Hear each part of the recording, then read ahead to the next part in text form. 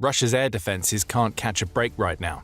The very things that they're supposed to be stopping keep on hitting them, leaving massive gaps in the skies that Ukraine can exploit. You can probably guess what we're about to tell you next. Ukraine just struck again. More of Russia's air defenses are in ruins. This was an awe-inspiring series of strikes that created a remarkable 48 hours for Ukraine.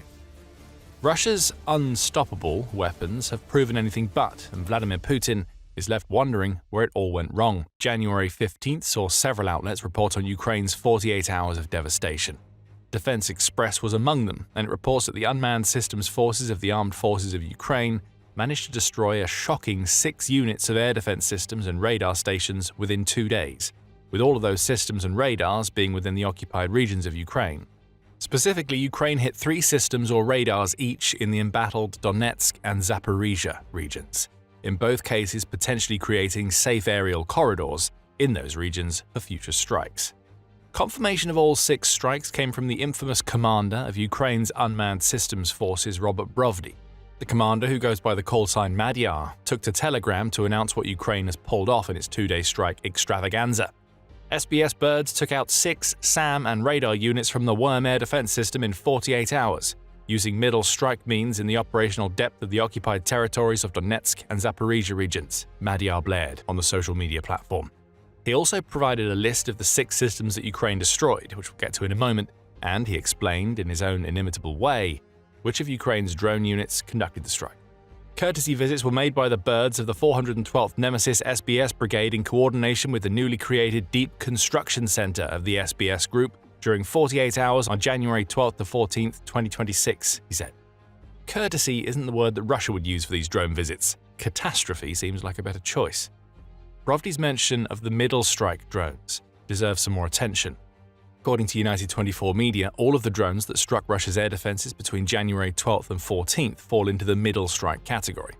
The drones had operational depths ranging from 46 to 160 kilometers, or 28.5 to 99.4 miles, which places them in an interesting place where they can hit targets that Ukraine's short-range first-person view or FPV drones can't, but can't travel far enough for them to strike targets inside Russian territory. That's the entire point. Much has been made about Ukraine's use of drones during the war. The effects of FPV drones are clear.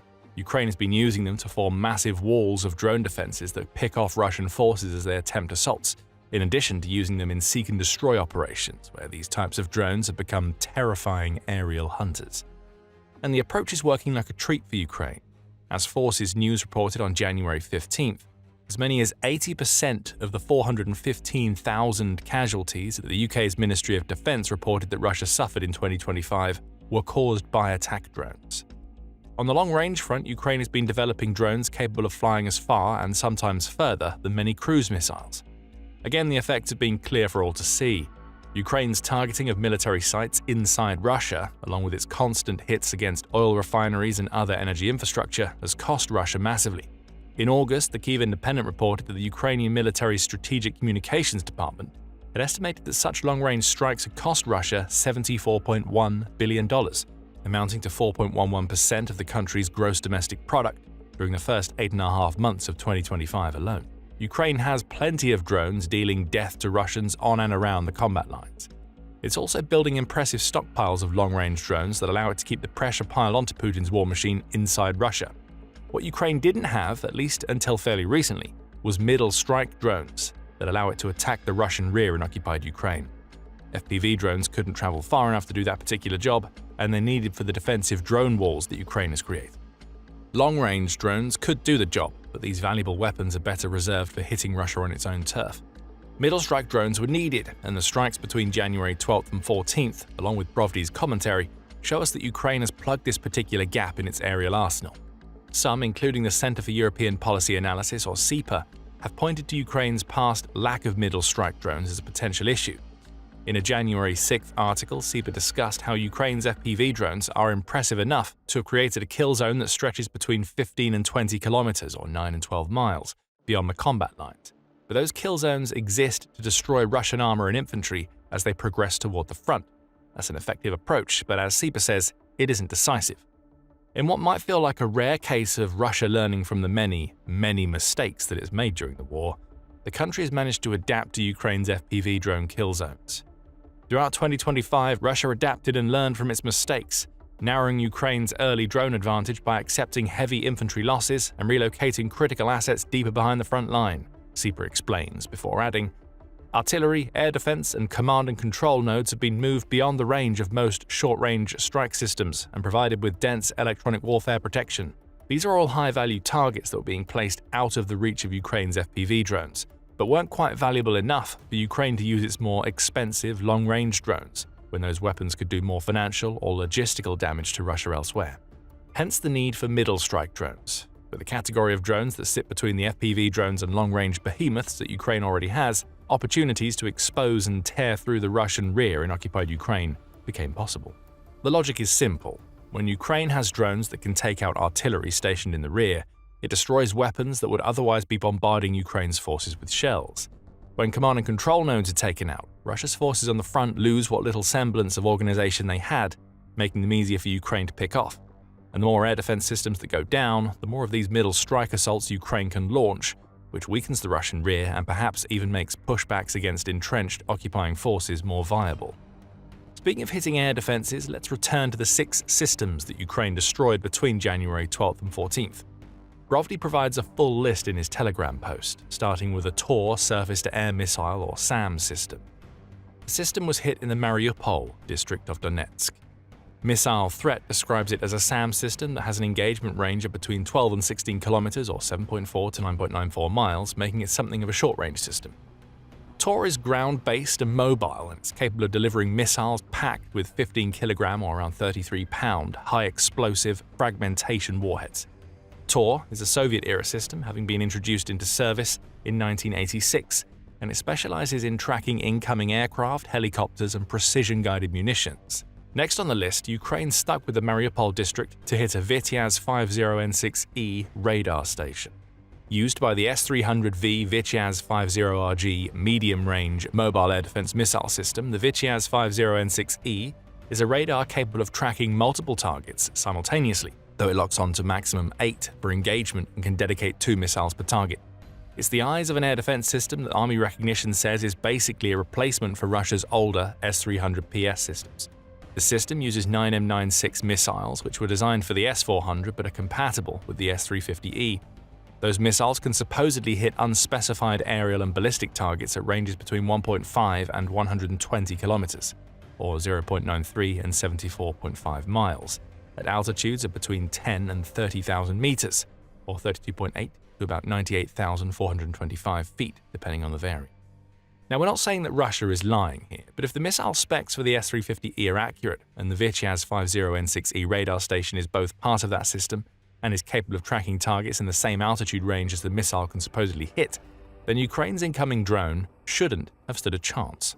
The radar should have detected them, and the S-350E's missiles, which can apparently confront ballistic threats, should have been more than fast enough to take them down. But that's not what happened. Ukraine scored a direct hit on the radar station, meaning that the S-350 to which it was connected is now probably being forced to fire blind. And when you're dealing with targets as small as drones and missiles, not being able to see what's coming isn't exactly the best situation to be in. The S-350E can probably still fire, it'll just do so blindly, and who knows what its missiles will hit if they don't get lucky and strike a Ukrainian projectile. Moving on, we have the third target that Ukraine hit in the Donetsk region, a Buk M1 SAM system. This time, Ukraine's drones flew to the Volnovakha district of Donetsk to take out a medium-range SAM system that is notable because it takes very little time to set up and move. Army Recognition says that Buk M1 can be made ready to engage in about 5 minutes, and after engagement, it can be prepared for transit in about the same amount of time. That makes it a difficult system for Ukraine to hit, assuming Russia uses it correctly. A Buk M1 should be able to fire on a target, score a hit, and then quickly be moved to cover to prevent a counterattack. It's not clear if Ukraine conducted a counterattack or had intelligence about where the Volnovakha-based Buk M1 was, but it doesn't matter. Brovdi says that this air defense system is done for thanks to Ukraine's drones. And due to those drones, Ukraine has eliminated an air defense system that has an engagement range of just 32 meters to maximum 32 kilometers, 105 feet to 20 miles. Again, Ukraine's drones shouldn't have been able to pull off this strike, given those reported specs. A missile that can fly as low as a drone at more than the speed of sound should have been enough to prevent the demise of the Buk M1, but it wasn't. It almost feels like the reported specifications for Russia's weapons and what they can actually do don't quite align. No, it couldn't be that, right? Regardless, that's 3 air defense systems and radars downed in Donetsk, but Ukraine was a long way from being done in its 2-day strike fest. Several air defense systems in the Zaporizhia region were also on the docket, with all 3 of them being in the Polyhiv district of that region. Among them was another Buk SAM system, though Brovdi doesn't specify what type in his report. That means it could be a Buk M1, M2E or M3 that was destroyed in Polyhiv. We've already talked about the Buk M1. The other variants of the system offer enhancements that include longer ranges, so Ukraine won big with this 4th strike, no matter which variant it hit. Taking out a Buk M1 is always good news. Taking out one of its more advanced cousins is even better. Brovdi also reports that Ukraine took out another Tor air defense system in Polyhiv, though he specifies which type this time. It was a Tor M2 that fell to Ukraine's drones. Army recognition calls this system an upgrade over the base Tor system that Ukraine appears to have hit in Donetsk, and that there are 4 versions of it: the Tor M2, Tor M2E, Tor M2K, and Tor M2KM. The Tor M2E is the export version of the system. That makes it unlikely to have been stationed in Zaporizhia, though it's also possible that Russia has started using weapons it previously built to sell, given its many air defense woes. Assuming Russia isn't quite that desperate, Ukraine must have destroyed one of the other 3 variants.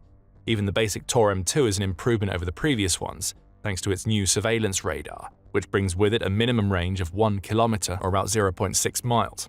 The Tor M2K adds a different kind of wheeled chassis and mounts for a pair of 9M334 missile modules, each of which can hold 4 9M331 missiles. As for the Tor M2KM, it features a modular design that allows for the reduction of the towed version of the missile defense system's weight down to 15 tons. All 3 are impressive systems. Ukraine just took one of them out in Zaporizhia. And that leaves us with the last of the 6 air defense systems Ukraine destroyed over the course of 48 hours, starting on January 12th, a Strela 10 SAM system. Another short-range system, the Strela 10 is almost like a tank that happens to carry SAM missiles rather than the traditional turret. It's designed to take out aircraft flying at low altitudes, helicopters, and precision-guided munitions, though Army recognition makes a point to mention that it should also be able to take out drones in its report on the weapon.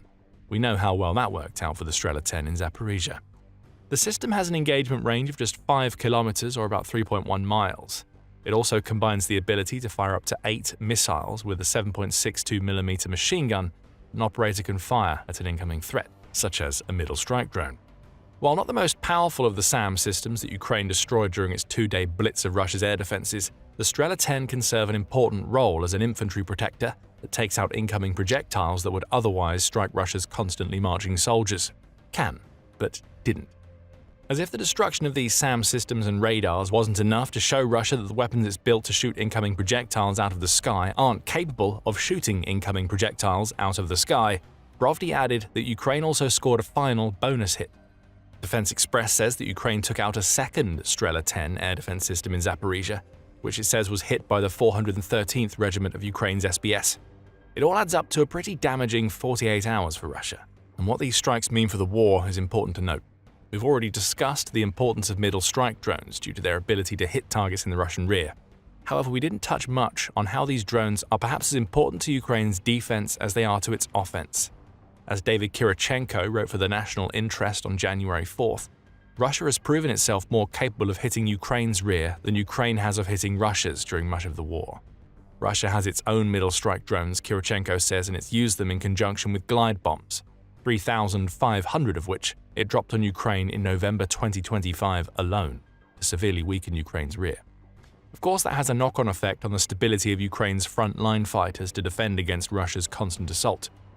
They strain supply chains, disrupt rotations, and impose high costs on the defenders, Kirichenko writes.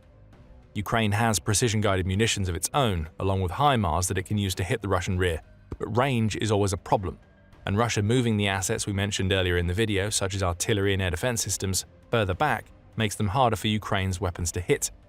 So middle strike drones, like those used between January 12th and 14th, are set to play a key role in helping Ukraine to redress that imbalance on the battlefield. Now Ukraine can weaken Russia's attacking forces, which relieves pressure on defenders who are already struggling due to Russian attacks on the Ukrainian deep rear. It's almost a tit-for-tat battle, and it's one that Ukraine hasn't been winning for much of the war.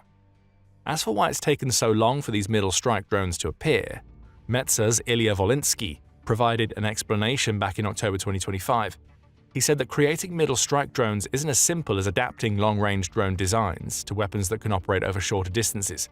Middle strike drones have to be more complex due to the frontline conditions they have to bypass, along with the defenses erected in the Russian rear in occupied Ukraine. Mid-range drones must have target tracking modules, additional types of communication and navigation systems, Volinsky writes, noting that maintaining communication with a drone that has to travel more than 30 kilometers while under full control of an operator has been a major challenge for Ukraine. But in 48 hours, Ukraine proved that it had overcome that challenge. What this means for Russia is that its rear is now vulnerable. Assets that it had moved back enough to avoid FPV drones are now back in Ukraine's range. That leaves Russia with two options. Either it keeps those assets where they are, sacrificing safety for potential utility in the process, or it moves them even further back, resulting in those assets becoming near non-factors on the front lines. Artillery isn't much use when it's stationed 100 kilometers away from the targets it needs to hit. Command and control nodes that are forced back that far can't truly oversee the assaults they exist to coordinate. Ukraine now has a type of drone that can hit hard and cause serious damage to Russia. The future will likely bring many more middle strike drone attacks that weaken Russia all across the war's combat lines.